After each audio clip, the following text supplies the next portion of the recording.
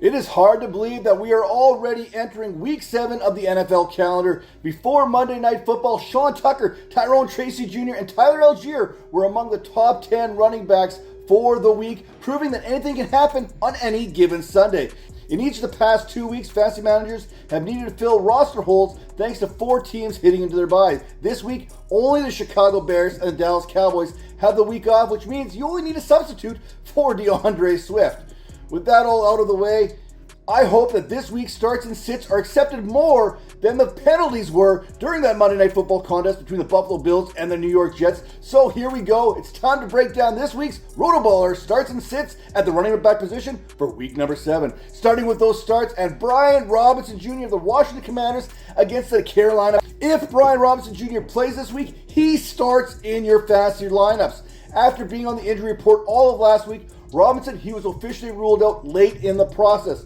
It was evident that the Commanders certainly missed his presence on the field, especially in those short yardage moments. However, Robinson's return this week is not guaranteed, but if I were him, I would do whatever it takes to get myself back into the lineup to face one of the fantasy football's friendliest defenses against the running back position in the Carolina Panthers. Carolina, they have allowed 33.87 fantasy points this season. That is the second most, and more rushing yards to running backs, 803, than any other team. Those numbers have to have Robinson excited, but what has Commanders back salivating has to be the 13 total touchdowns, 12 rushing, that the Panthers have conceded. Robinson has been an absolute unit all season, maybe one of the best fantasy draft choices anyone has made, averaging 4.45 yards per carry with 204 of his 325 rushing yards coming after contact. If Robinson plays, he is going to be a top 12 back this week. Even Austin Eckler can be trusted in this premium matchup. Another running back that I trust this week is Tony Pollard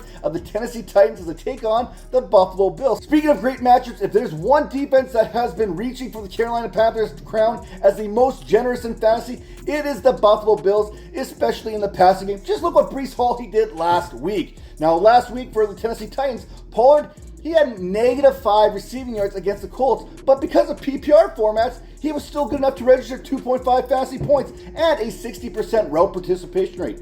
Pollard's main contribution in that game, it came on the ground where he averaged 5.5 yards per carry on his way to 93 yards on the ground and a touchdown.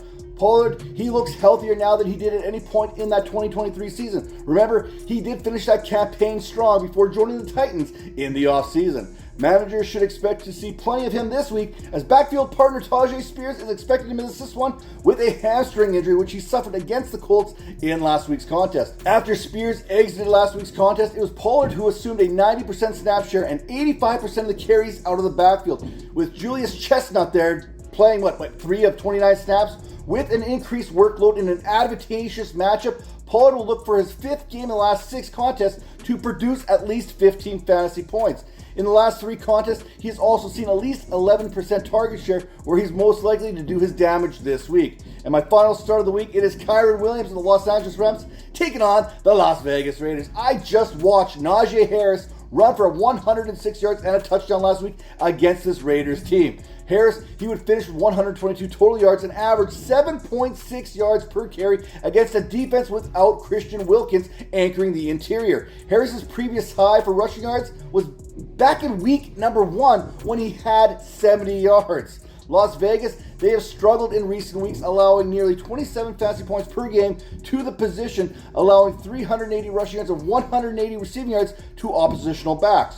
Kyren Williams is a true dual threat there, recording 360 rushing yards and 71 receiving yards and 7 total touchdowns in his last 5 games. Williams, he's going to get the ball whenever the Rams get down in the red zone. So far, Williams has recorded all 6 of his rushing touchdowns down in that area, while also seeing 27 rushing attempts inside the 20-yard line. Math is pretty simple if you break it down like this. Williams has scored a rushing touchdown in 8 straight contests and will make it 9 this week against the Raiders team that's already allowed 4 rushing scores this season. And for my final start of the week, how about we go to London for Dearness Johnson's game against the New England Patriots. This is the sneaky play of the week. Dearness Johnson of the Jacksonville Jaguars taking on the Patriots in London. New England, they are allowing the 6th most fantasy points to running backs this season at 27.03 per contest. And Johnson, he seems to be the guy filling that Travis Etienne role, not Tank Bigsby. Etienne is officially what we consider week to week after suffering a hamstring injury, an injury that usually sidelines backs for at least 2 weeks. It is hard to simply ignore that Johnson received a 56% carry share to Bigsby's 44%, meaning that they split the opportunities on ground, but Johnson seems to be more trusted in the passing game, receiving Etienne's additional work there. With the expectation of a positive game script against the Patriots this week, Bigsby is probably the better start. When looking at yards after contact per attempt through 6 games, Bigsby's 5.24 lead the way amongst running backs. If nothing else, Johnson should be a top priority waiver wire add and should have a significant role as long as Etienne remains out. Now it's time for those Week 7 fantasy football busts. These are the running backs that I am sitting this week, and it starts with Aaron Jones or Ty Chandler. It doesn't matter, against the Detroit Lions. Let's see if this decision gets taken out of our hands as this week goes on. As of right now, I am expecting Aaron Jones to miss this week's pivotal NFC North showdown due to that hip injury suffered back in Week 5. That said, Jones, he was out on the practice field on Monday, so anything could still happen. Whether Jones plays or not, whether Tyler Chandler is the lead back or not, Sunday's matchup against the Detroit defense is no easy task.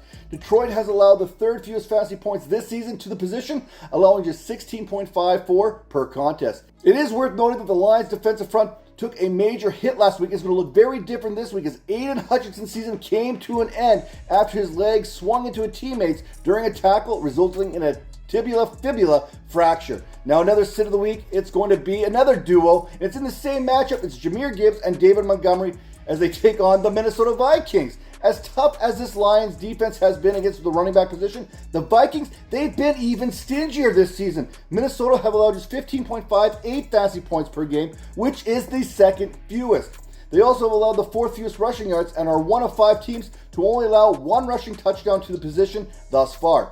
When you have backs that typically share the load and somewhat take production off each other's plate here, difficult matchups like this one are when fantasy managers simply should fade the position and maybe find a more suitable option. Week 7 already feels like a good old-fashioned slobber knocker in the NFC North.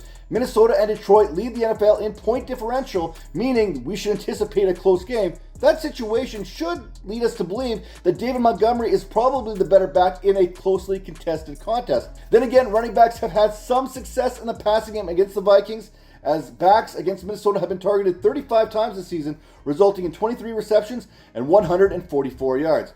In the final sit of the week, let's go big, let's go home. How about Jordan Mason of the San Francisco 49ers taking on the Kansas City Chiefs? No defense in the NFL has produced more futility this season amongst the running back position than the Kansas City Chiefs have. Coming out of the bye, you know they're well rested, you know they're schooled, you know they're ready for this matchup, and you know what? They've also only allowed 12.45 fantasy points per game. The next closest team, the Minnesota, 15.58 per contest. How are they getting it done on the defensive side? For starters, they have allowed the third fewest rushing yards to the position, allowing just 214 yards on the ground. The Chiefs, they've also only allowed 104 receiving yards to backs. That is the 9th fewest. It's 318 total yards surrendered in 5 weeks. Wasn't good enough. They've allowed just 1 running back to score. Derrick Henry back in week number 1. Jordan Mason was seen at practice on Monday participating in a non-contact blue jersey after suffering AC joint sprain early in that Thursday Night Football contest, that victory over the Seattle Seahawks. San Francisco is hopeful that the additional days to recover lead to Mason being able to suit up against the reigning Super Bowl champions. If he does, one would expect his touches to be limited, but where you're not limited is over at RotoBaller.com. Head over there for all the latest news and analysis, and head over to our Discord channel where you'll find me 24/7 looking to answer all your fantasy football questions. See you next time.